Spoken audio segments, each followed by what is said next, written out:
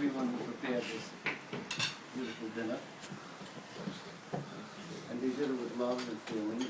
And therefore the kavod goes to them.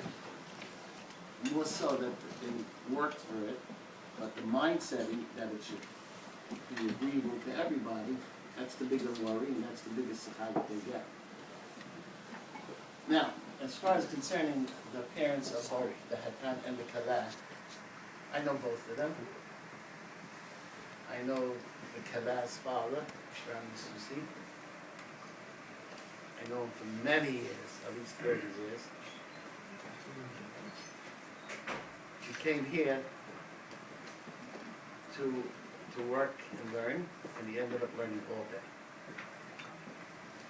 He's in 2 koilos. He's in Rabbi Maxi Masik in the morning and Rabbi Maxi in the afternoon. So a yichus is a father who sits down and learns. It's a big yichus. And he's honors, without conditions, rabbis. Without conditions. As far as the other side, it's very yichus.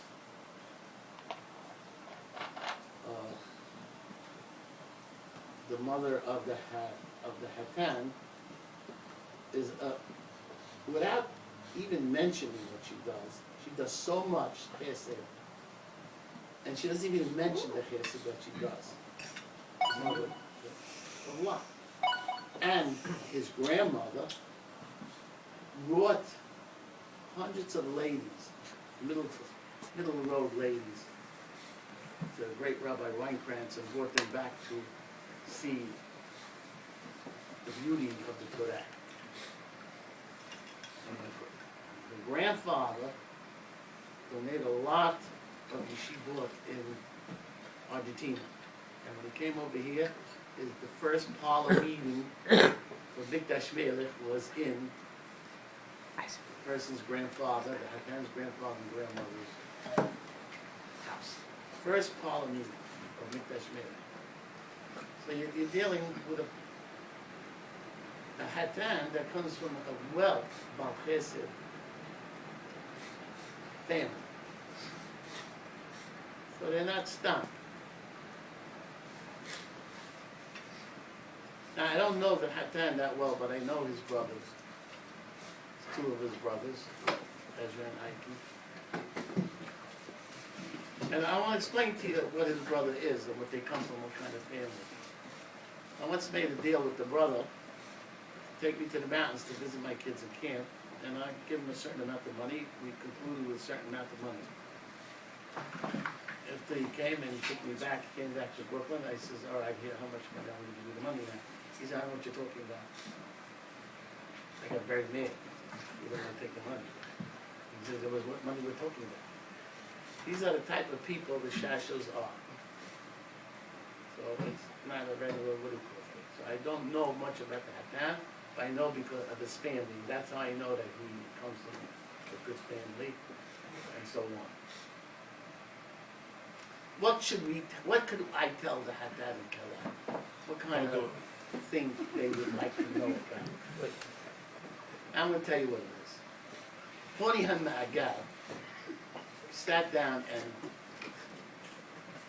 prayed that rain should come, and rain came. He went to sleep for 70 years. He got up, he went to his grandchildren, his family. I'm Poni HaMa'agad. I said, no, you're not. He died 70 years ago. Not Poni HaMa'agad. He went to the yeshiva, and in the yeshiva, they saw that the person knows how to learn. There's nobody better than him in learning. They gave him all the kavod as a Rosh Yeshiva, they put him up in front, and they gave him every kavod you can think of. He says, I'm Poni HaMa'agad. He says, no, you're not. I'm saying a chidush that's very important to you. Very. So Rashi, so he said, if you're going to continue, I'm going to stop. Have respect. No. My uncle over here. I'm doing it for you. What I'm going to say now is to do for everyone over here. He said, I'd rather die. Rashi says, since they didn't give him kavod like he used to get kavod, he said, I'd rather die. Now what is he looking for kavod? It was before when he was when it was he had Balinese. more kavod. Yeah. Even though he was less great then. Right, Then he no, was no, he was great also then, but it was for Balinese. Now, what does he need to say? He says, if you're not going to know my worth, there's no reason for me to live in this world. Because if you don't know if people don't know your worth, you can't maximize what you came for. So I'd rather die. My worth was a Balinese. Yeah, they gave me kabod also. They knew what my worth in learning, but they didn't know the worth that I came for in this world, which was Balinese. It also says, Yalu Hazar velo picha. Let the stranger praise who you are, but not your mouth. So the Zohar says like this, Yalu Hazar, they should praise you. If not, you do it yourself. People got to know your worth. Our father, before he passed away, said, frequent yourself with the people who know your worth. And I'm giving the blessing to the Hatan V'Kalah, that each one should know their worth and let the other one know what their worth is. A person wants to be noticed what his worth is. If people don't notice your worth, you can't grow. They don't know what you are. So you should always know that you do have a worth. The Hatan has a worth, the Kalah has a worth, and the Hatan has to let the Kalah know she's worthy and always remind them all the time your worth. Because sometimes they forget that you know if you know their worth. Now, just being a Jew, you're worthy. There's 6 billion people in the world, there's 14 million Jews, and out of 14 is 101%. So, and yet, the whole world, and how many are learning? Out of 14 million. And the whole world, and Israel and everything, is back with the Haridim, the religious Jews.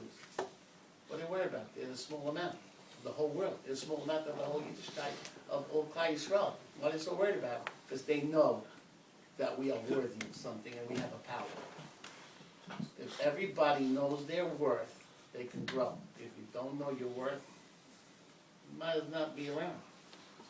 You don't know your worth. You can't do nothing. You're not going to come here and just be like a cat. You got to grow from what you're doing. So my blessing to the Hatan and Kalah is that you'll always convince themselves, understand they're worthy, and stay near people who know their worth, and they both have to convince each other they're worthy of something. It's so bad that if a Hatan Kalah or a married couple don't know the worth of their wife or the husband, it's a disaster. There's no simcha. And that's my blessing. And next year, we should see one of the fathers, his father will be a sendak. Amen. Amen.